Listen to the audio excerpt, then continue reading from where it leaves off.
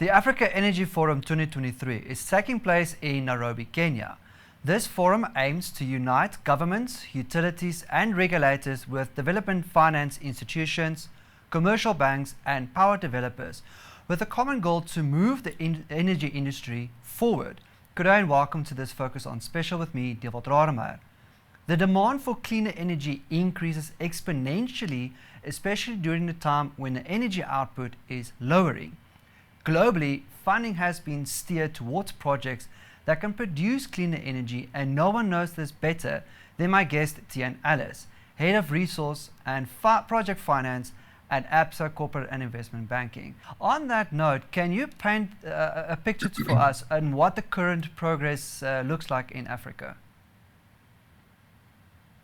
Yeah, Dewald, the reality is that especially in sub-Saharan Africa, but across the continent, we still sit with very significant challenges in the power space.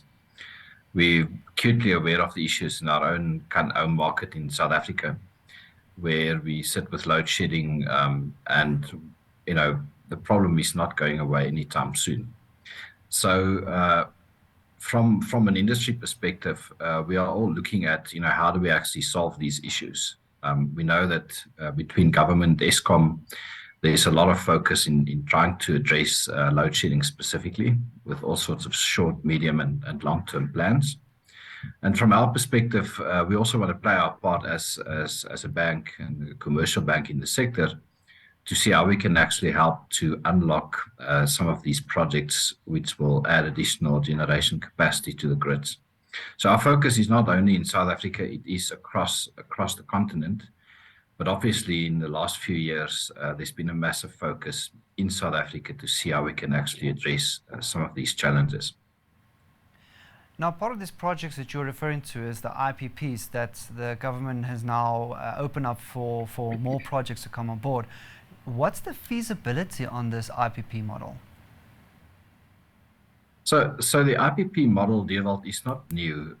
That's exactly the same model we've been implementing and executing as part of the government's Eskom-driven renewable programs.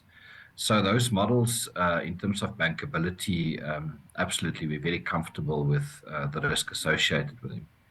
What's changed now, and this is the exciting bit, is that they've basically paved the way through some changes in the regulations. And this happened probably about 18 months, 24 months ago, which now paves the way for private sector companies, big power users, to buy power directly from IPPs. The exciting bit of that for both us and it should be for government as well, is that that change in legislation and the relaxation of the requirements basically have now resulted in an influx of deals where almost without exception, many of the mines, the heavy power users in South Africa, are looking to procure power directly from IPPs. It should suit Eskom as well because the generation capacity gets added without them actually having to buy the power. And it should suit the South African government as well because from a government perspective, they don't have to guarantee Eskom's obligations, which they're currently still doing in terms of the government programs. So IPP as a funding model, very well proven, not in obviously the South African markets or even the rest of Africa, but across the world, it is really probably the best model to use to procure new generation capacity for any utility. Part of these IPPs is for governments to rely on sovereign funding, but it can also be a stumbling block, whereas the private bankers or commercial bankers can look towards the credit quality. Now, can you maybe just expand that perspective for us? Yeah, look, funding into an IPP which is building power for a utility, it's typically you sit with a government, in our case South Africa, backstopping the utilities obligations, which from a credit risk perspective, we typically won't find a better credit risk than the sovereign. In the case of the captive market, where there's typically the largest deals that gets done in the market, you sit with a single buyer, and obviously the IPP selling the power. So the question is, around the credit quality of the buyer, which is in most cases not going to be up to the standard of the sovereign. The way that we look at it from a bank is that, because the market has opened up, we're not only looking at the initial credit quality of the buyer, we're actually taking a long-term view on the market. Our power purchase agreements and our arrangements with these buyers actually allow us to replace them if there's, for example, a default or a payment default under their obligations. So then the question is, if an initial buyer, a private company, defaults under their obligations, will he be able to sell that power into the grid to someone else? And there we look at, the competitiveness of the project. It sits with a commodity power, which is still, and we expect to be for some time in high demand in the market. So we're actually able to take a view beyond just the initial buyer, but a view on, will the market be able to buy the power at the rate at which we can produce it and still make sure there's a return for shareholders and that their debt obligations can be met. So the model is now, I think, evolved in South Africa, where banks are actually happy to take that longer term view. Obviously, that does require that the projects are actually connected into the Eskom grid, which basically means we can, from a practical perspective, the power can actually be used wherever it's required within the broader grid. It's not quite the same for installations which is sitting behind the meter, because for those you may not be able to actually sell it to someone else unless that behind the meter installation can actually be connected to the grid. So the market has really evolved, especially over the last 18 to 24 months in South Africa, where banks are now a lot more comfortable to take on this risk. Thank you, Theuns, for joining us to break down what the energy market is doing at the moment. Moving swiftly along, cleaner energy is not possible without all the relevant factors or sectors, and no more so than the minerals that needs to be mined. Vallabhjee, the head of power and renewables at Absa Corporate and Investment Banking, joins me now to expand on Africa's growth potential on the back of green metals boom. Bhavtik, thanks for joining us.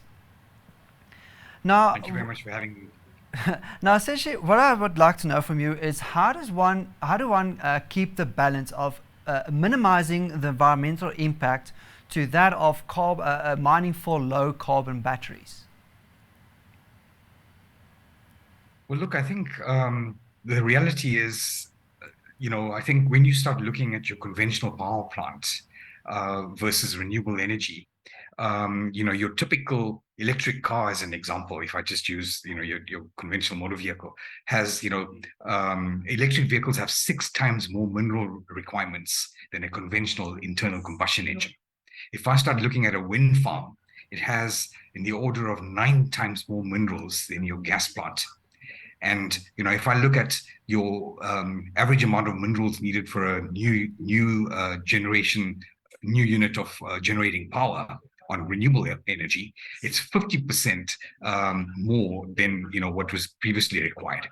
So the reality is, when you start looking at renewable energy and you start looking at what is actually required for renewable energy, it is really a transition not just towards clean energy, but it's also a transition in a sense from your conventional minerals and metals to green minerals, whether you're talking about lithium, cobalt, nickel, and the like.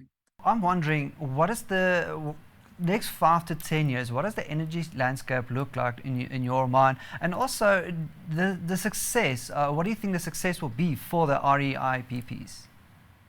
I think the reality is, when you start looking at our grid in South Africa and many countries around the world, 10 years ago, it used to be a very, very centralized form of electrical power generation. What you now have is that by virtue of renewable energy, you have power plants being set up at the specific load centers.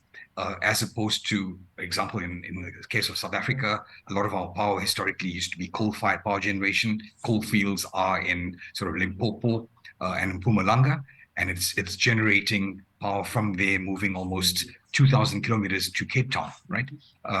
And what you will find with the new grid is really power, at the load center. So it's actually what we call decentralized generation. And another sort of, trend that we are actually finding is that there's a lot more captive energy, a lot more captive power plants.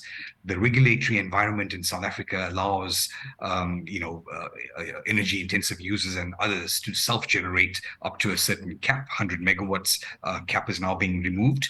So it means that, you're going to find a lot more generators of power, and that they're going to be not as reliant on the likes of utilities such as Eskom. So 5-10 years from now, there will be, a lot more decentralized generation. There will be a lot less reliance possibly on the large utilities, and there will be a lot more independent power producers, or in other words, the private sector that will be contributing to electrical generation towards the power grid. Do you see a shift in commodities where gold and platinum, palladium used to be our biggest exporters? Now the shift towards green minerals. Do you see that commodity, a dramatic change in that commodity shift? And how do you see that impacting our mines? Absolutely. I think, almost everything that we rely on, whether it's agricultural produce or whether it's minerals and metals, everything comes from the earth. And just what is actually now happening is that the nature of what is actually required is actually changing. So, previously it used to be a lot of coal. It would have been a lot of gold that we relied on, a lot of platinum. The use and the requirements now for renewable energy for electric vehicles is actually changing. So there has certainly been a shift from, where we are now talking about a decarbonization or decarbonized world or electric vehicles. You're finding that funding, for example, gas projects or funding coal projects is becoming really difficult. So with that, there's clearly a shift towards green metals or battery metals, if you want to call it, and this includes the like of manganese, copper, cobalt, nickel, etc., that will be used in electric vehicle production or will be used in renewable energy generation. And the quantum of these metals and minerals that's required is far greater than, as I indicated earlier on in my statistic, that was required with your conventional power plant, gas-fired power plant, coal plant, or even your conventional internal combustion engine vehicle. Bhavtik, unfortunately, this is where we're going to have to leave this conversation. That was Bhavtik Vallabhjee, the head of power and renewables at Absa Corporate and Investment Banking, who joined us to break all this down for us. That's it from me. Until next time, goodbye.